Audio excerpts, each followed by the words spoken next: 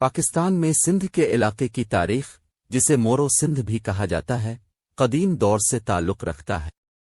وادی سندھ کی تہذیب، جو دنیا کی قدیم ترین تہذیبوں میں سے ایک ہے، سندھ کے علاقے میں 2500 قبل مسیح میں تیار ہوئی۔ اس خطے پر بعد میں مختلف سلطنتوں اور خاندانوں نے حکومت کی، جن میں موریہ، گپتا اور مغل سلطنتیں شامل تھیں۔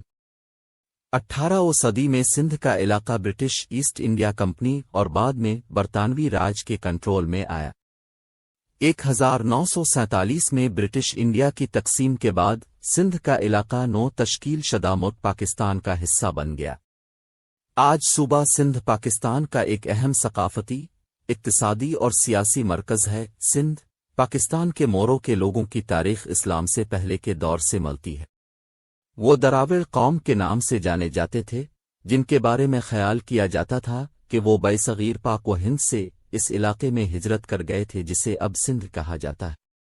وہ اپنی شدید لڑائی کی مہارت کے لیے جانے جاتے تھے اور انہیں سخت جنگجو سمجھا جاتا تھا۔ اسلامی دور میں مورو کے لوگوں نے اسلام قبول کیا اور سندھی مسلمان کہلانے لگے۔ ان پر مختلف اسلامی خاندانوں نے حکومت کی، جن میں عرب اموی، عباسی اور ساما خاندان شامل ہیں۔ مورو کے لوگوں نے خطے میں اسلام کے پھیلاؤ میں اہم کردار ادا کیا اور اسلامی علمی و ثقافت میں ان کے تعاون کے لیے جانا جاتا تھا۔ 18ویں صدی میں مورو کے لوگ برٹش ایسٹ انڈیا کمپنی کے زیر تسلط آئے، جس نے اس خطے پر اپنی انتظامی اور اقتصادی پالیسیاں مسلط کیں۔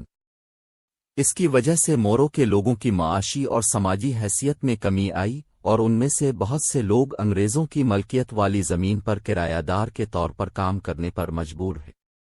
1947 میں پاکستان نے برطانوی راج سے آزادی حاصل کی اور مورو کے لوگ نو تشکیل شدہ ملک کا حصہ بن گئے۔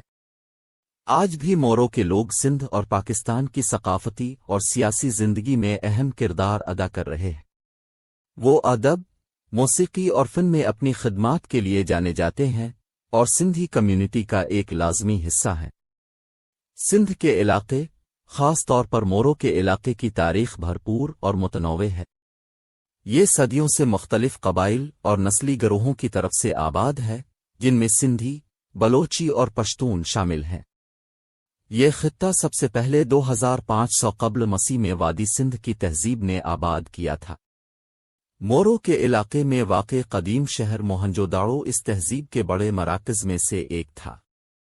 وادی سندھ کی تہذیب تقریباً 1500 قبل مسیح میں زوال پذیر ہوئی اور اس علاقے پر بعد میں فارسی، یونانی اور موریان سمیت مختلف خاندانوں نے حکومت کی۔ 8ویں صدی عیسوی میں عرب حملے اس خطے میں اسلام لائے اور سندھ اسلامی ثقافت اور تعلیم کا ایک اہم مرکز بن گیا۔ اس خطے پر مختلف مسلم خاندانوں نے حکومت کی، جن میں سما، ارغون اور ترکھان خاندان شامل ہیں۔ 18ویں صدی میں یہ خطہ برطانوی ایسٹ انڈیا کمپنی اور بعد میں برطانوی راج کے کنٹرول میں آیا۔ اس وقت کے دوران مورو کے علاقے میں نمایاں اقتصادی ترقی اور ترقی دیکھی گئی۔ 1947 میں تقسیم ہند کے بعد مورو کا علاقہ نئی بننے والی ریاست پاکستان کا حصہ بن گیا۔ آج یہ خطہ اپنی روایتی موسیقی اور رقص کے ساتھ ساتھ اس کی زرعی اور صنعتی پیداوار سمیت اپنے بھرپور ثقافتی ورثے کے لیے جانا جاتا ہے۔ پاکستان کے ایک صوبے سندھ کی تاریخ بھرپور اور متنوع ہے، جس میں مختلف تہذیبوں اور ثقافتوں کے اثرات ہیں جو صدیوں سے اس خطے میں آباد ہیں۔ مورو کے لوگ، ایک سندھی قبیلہ، اس خطے میں ایک طویل اور پیچیدہ تاریخ رکھتے ہیں۔ مورو کے لوگوں کے بارے میں خیال کیا جاتا ہے کہ وہ راجپوتوں سے پیدا ہوئے ہیں، جو شمالی ہندوستان کی ایک ہندو جنگجو ذات ہے۔ وہ 8ویں صدی میں سندھ کی طرف ہجرت کر گئے اور دریائے سندھ کے آس پاس کے علاقے میں آباد ہوئے۔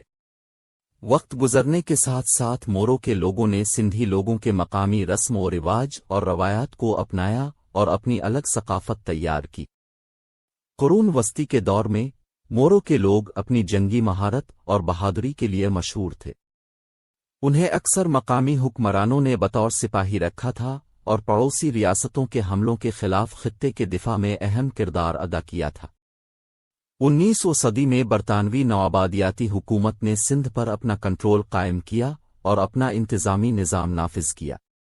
مورو کے لوگ دوسرے سندھی قبائل کے ساتھ برطانوی حکومت کو ٹیکس دینے اور مزدوری فراہم کرنے پر مجبور تھے۔ 1947 میں تقسیم ہند کے بعد سندھ پاکستان کا حصہ بن گیا۔ مورو کے لوگوں نے دیگر سندھی قبائل کے ساتھ بے گھر ہونے، معاشی استحصال اور سیاسی پسماندگی جیسے مختلف چیلنجوں کا سامنا کیا ہے۔ ان چیلنجوں کے باوجود مورو کے لوگ اپنی ثقافتی شناخت کو برقرار رکھنے میں کامیاب رہے ہیں اور سندھ کی سماجی اور معاشی ترقی میں اہم کردار ادا کرتے رہے ہیں۔ آج مورو کے لوگ اپنی روایتی موسیقی اور رقص اور زراعت اور مویشیوں کی کھیتی میں ان کے تعاون کے لیے جانے جاتے ہیں۔ وہ سندھ کی ثقافتی اور سماجی زندگی میں ایک اہم کردار ادا کرتے رہتے ہیں اور اپنی برادری اور روایت کے مضبوط احساس کے لیے جانے جاتے ہیں۔ سندھ پاکستان میں مورو کے لوگوں کی تاریخ اسلام سے پہلے کے دور کی ہے۔ وہ اس سندھی مسلمان کے نام سے جانے جاتے تھے اور اپنی سمندری مہارت اور تجارتی سرگرمیوں کے لیے جانے جاتے تھے۔ اسلامی دور میں مورو سندھ پر عرب اور فارسی حملوں کا حصہ تھے۔ وہ عرب اور فارس کی فوجوں کے خلاف مزاحمت کے لیے مشہور تھے اور ان میں سے بہت سے جنگ میں مارے گئے۔ 19 صدی میں انگریزوں نے سندھ کو نوآبادیات بنایا اور مورو کو اپنی زمین اور وسائل ترک کرنے پر مجبور کیا گیا۔ ان میں سے بہت سے برطانوی ملکیتی کارخانوں اور کانوں میں پابند مزدور کے طور پر کام کرنے پر مجبور تھے۔ 1947 میں تقسیم ہند کے دوران مورو اپنے گھر بار چھوڑ کر پاکستان ہجرت کرنے پر مجبور ہوئے۔ ان میں سے بہت سے کراچی شہر اور سندھ کے دیگر علاقوں میں آباد ہوئے۔ آج بھی مورو پاکستان میں اپنے حقوق اور خود مختاری کے لیے جدوجہد کر رہے ہیں۔